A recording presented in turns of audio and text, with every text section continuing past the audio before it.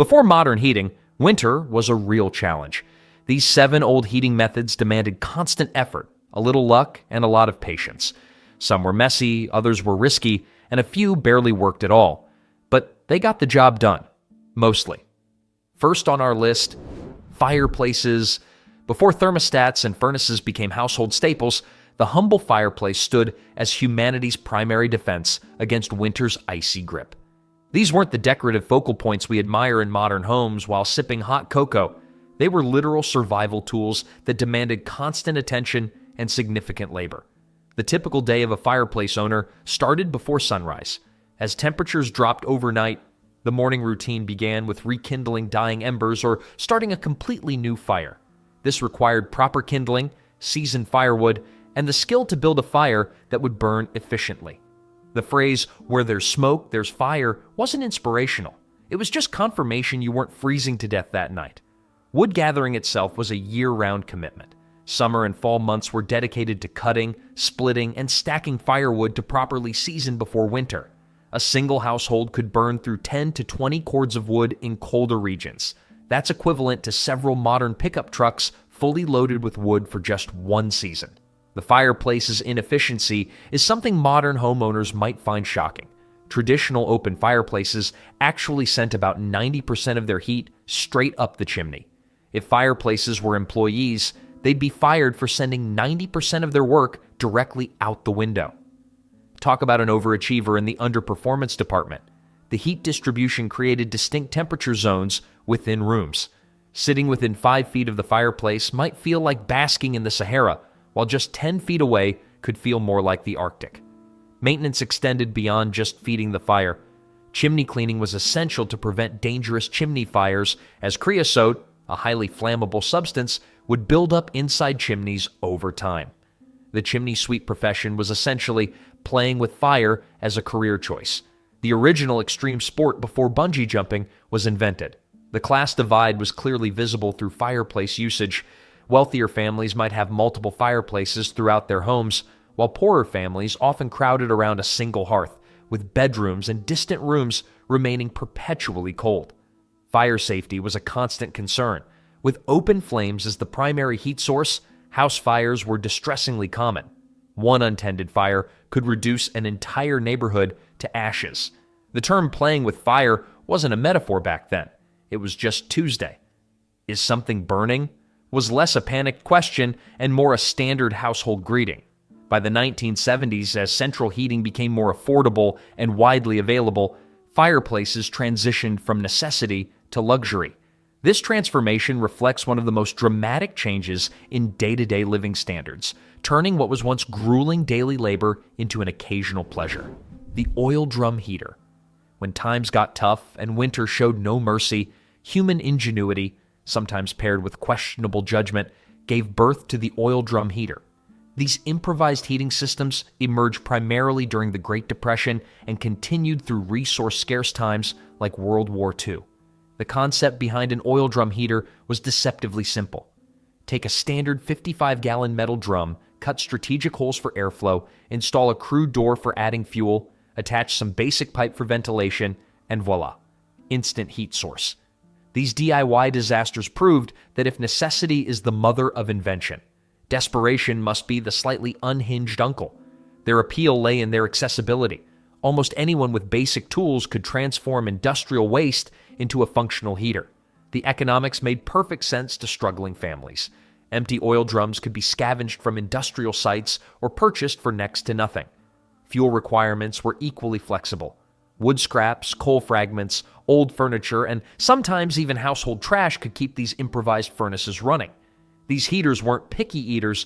They devoured anything combustible with the enthusiasm of a teenager raiding a refrigerator.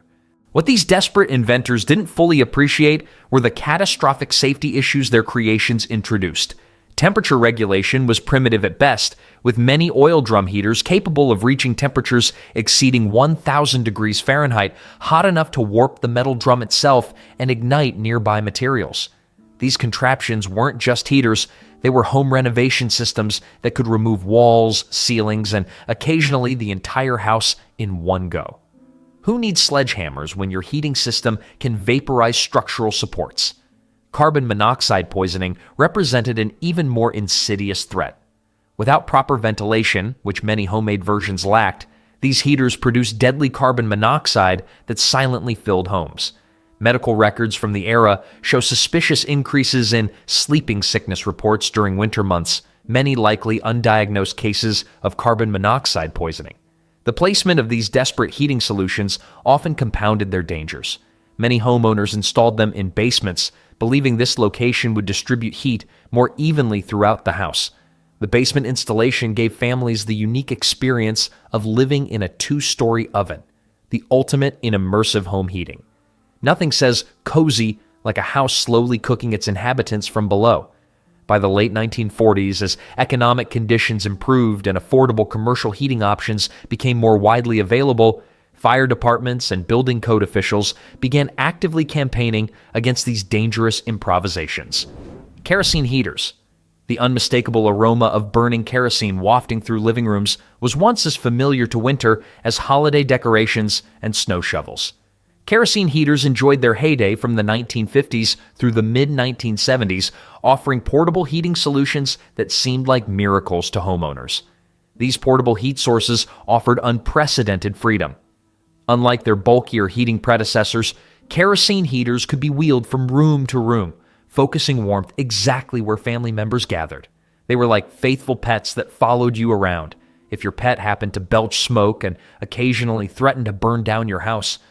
This mobility proved particularly valuable during the 1973 oil crisis, when skyrocketing energy prices forced many Americans to adopt zone heating strategies, heating only occupied rooms rather than entire homes.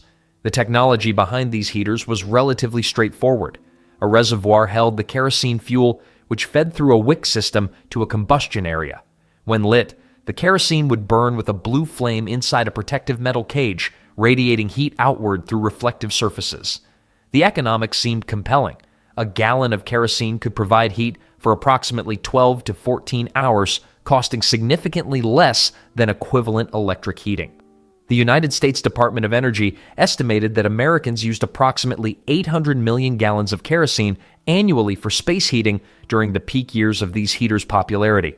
Despite their advantages, these portable heating systems came with considerable downsides. The most immediate drawback was the distinctive kerosene smell that permeated everything, from furniture and curtains to clothing and hair. Living with a kerosene heater was like having your home sponsored by a gas station.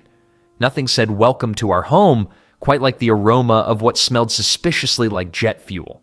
While manufacturers continuously worked to develop odorless kerosene formulations, truly scent-free operation remained elusive. The soot production from kerosene heaters created another ongoing maintenance challenge. The fine black particles would settle on surfaces throughout homes, creating a perpetual cleaning battle for homeowners. White walls, curtains, and ceilings would gradually take on a grayish tinge.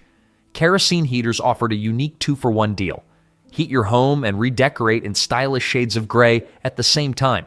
Who needs an interior designer when your heater can transform your decor all by itself?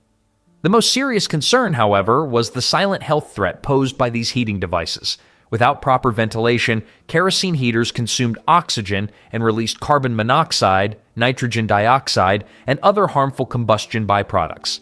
A 1974 study found that rooms heated with kerosene heaters frequently exceeded recommended safety levels for these pollutants. Fire risks added another layer of concern. While designed to be stable, these heaters still contained open flames and flammable fuel.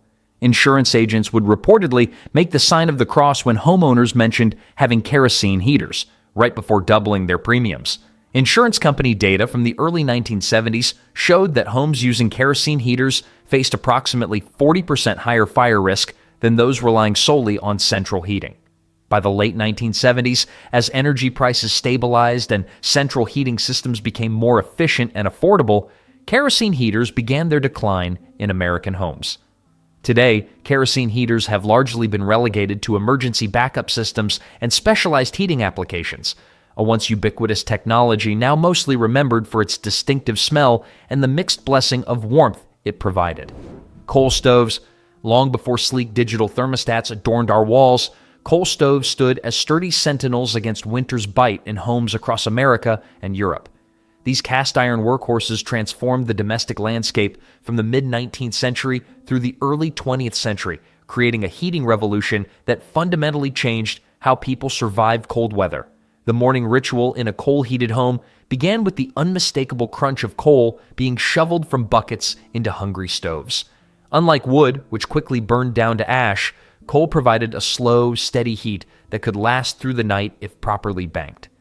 Getting a coal stove running properly first thing in the morning wasn't just a chore, it was an Olympic event performed before coffee. Coal stoves required a careful dance of damper adjustments, airflow regulation, and strategic coal placement. Too much airflow, and your precious coal would burn away too quickly. Too little, and you'd be left shivering. Mastering this balance took years of experience, with knowledge often passed down through generations. The impact on home design was substantial. Houses from this era were built around the need for multiple stoves, with chimneys strategically placed throughout the structure. In more modest homes, families might have just one or two stoves, meaning bedrooms often remained frigid throughout winter. Historical records indicate that bedroom temperatures in coal-heated homes frequently dipped below 40 degrees Fahrenheit during particularly cold nights. Coal delivery was a regular part of urban life, with horse-drawn wagons and later trucks rumbling through neighborhoods. Many homes featured coal chutes that allowed delivery men to send coal directly into basement storage areas. A typical urban household would consume between 5 and 8 tons of coal annually. The delivery men themselves became neighborhood fixtures, recognized by their perpetually blackened work clothes and characteristic coal dust shadows around their eyes and nostrils. These delivery men were the original coal influencers, sporting the midnight black aesthetic long before goth fashion made it trendy. Winter mornings in coal-heated homes involved specific rituals. Family members would huddle under blankets until someone brave, usually the father or oldest son, ventured into the cold to restart the banked fires. In many households, night clothes included heavy socks, nightcaps, and even gloves to combat the overnight chill. Beds were often arranged based on heat distribution patterns, with younger children getting spots closest to heat sources. The health consequences of coal heating were significant but poorly understood at the time. Coal dust infiltrated everything: furniture, drapes, clothing, and lungs. You could always identify coal stove users by their perpetual coal dust tan, the original fake bronzer. Respiratory ailments were common, with doctors noting increased rates of bronchitis during winter months. Women typically bore the brunt of coal stove maintenance. Beyond the physical labor of moving coal and removing ashes, there was the never-ending battle against coal dust. The fine black powder seemed to have magical properties, reappearing on freshly cleaned surfaces within hours. Coal dust didn't just settle on furniture, it established permanent residency and invited all its friends. By the 1940s, central heating systems began replacing individual coal stoves in urban areas, offering cleaner, more consistent heat distribution. The transition represented a fundamental shift in domestic life, freeing families from the physical labor and constant vigilance that coal heating demanded.